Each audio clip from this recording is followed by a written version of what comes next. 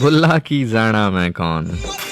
ना मैं मोमन विच मसीता, ना दे मैं विच कुफर दियां रीता, ना मैं पाका विच पलीता, ना मैं मूसा ना फिरौन, बुल्ला की जाना मैं कौन। और बाबा बुल्ले शाह सरकार एक जगह फरमाते हैं कि बुल्ले नू समझावण आईयां भैणा ते भर जाईयां, मन ले भुलिया साडा कहना छड़ दे पल्ला राईयां, आल नबी औलाद नबी नू तू क्यों लीता लाईयां।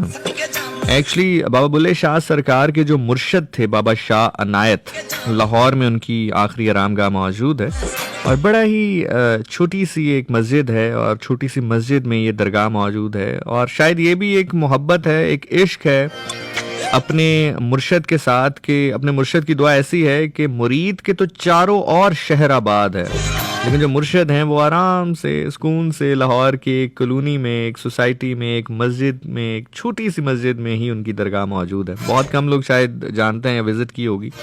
इवन अगर लाहौर में आप रहते हैं तब भी मुझ नाचीज़ को ये शर्फ हासिल हुआ कि मैं वहाँ जाकर दुआ कर सकूँ। बार कैफ चूँकि बाबा शाह अनायत जो है वो अराइन थे और बाबा बुल्ले शाह सरकार सैयद थे, तो बाबा बुल्ले शाह सरकार को आकर लोगों ने कहा कि आप सैयद हैं, आप अराइन के हाथ पे बैत हो गए। तो बाबा बुल्ले शाह सरकार ने फरमाया कि बुल्ले नू समझावण आईयां भेड़ा ते भर जाईयां, बुल्ले नू समझावण आईयां भेड़ा ते भर जाईयां, मन ले बुलिया साडा कहना छड़ दे पल्ला राईयां, आल नबी औलाद नबी नू तू क्यों लीता लाईयां।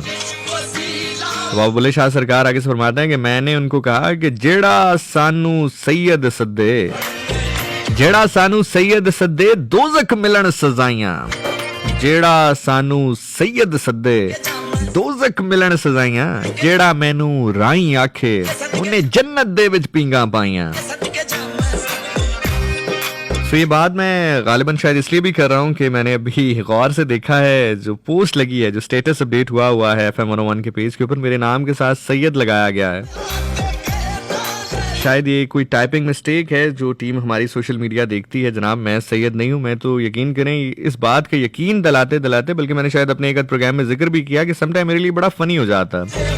मैं एक जगह कहीं पर गया तो वहाँ पे एक साहब थे, वो मुलाकात उन्होंने की, तो मुलाकात करते ही वो हाथ सा चूमने लग गए। चले ये तो एक प्यार का जेस्चर है, एक रिस्पेक्ट का जेस्चर है। तो उन्होंने कहा जी आप शाहजी शाहजी। मैंने कहा ब्रदर मैं सैयद नहीं हूँ। वो कहते हैं हाँ मुझे पता है, आप जैसे लोग छुपाते हैं अपनी ज़ात, मुझे पता है कि आप सैयद हैं लेकिन आप नहीं बताते, मुझे पता है। मैंने कहा भाई मैं कसम से नहीं हूँ, बाखुदा मैं नहीं हूँ।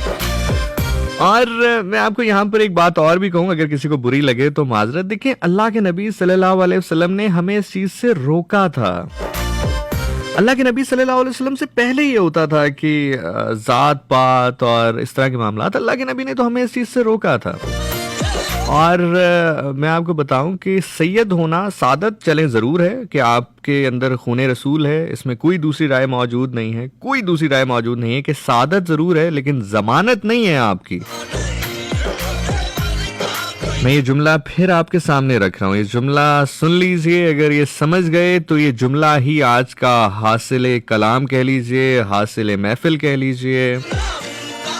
सैयद होना बाइसे सादत जरूर हो सकता है आपके लिए, बाइसे सादत है लेकिन बाइसे जमानत नहीं है आपकी। और शायद अगर आप अपने आप को सैयद कहलवाना पसंद करें तो फिर जिम्मेदारी शायद आपके ऊपर ज्यादा आयद हो जाएगी, आपने ज्यादा ख्याल करना है। और यहाँ पर एक चीज़ अक्सर जब जो है मैं ये जिक्र करता हूँ कि अल्लाह के नबी सल्लल्लाहु अलैहि वसल्लम ने तो ज़ात पात से हमें रोका था, मना फरमाया था, तो अक्सर फिर लोग मुझसे कहते हैं कि जनाब आप रसूल खुदा के बच्चों के हवाले से ऐसे बात करेंगे। तो मैं उनसे अर्ज़ करता हूँ कि जनाब ये और सैयद वो और सैयद 9 लाख के मोती और सैयद।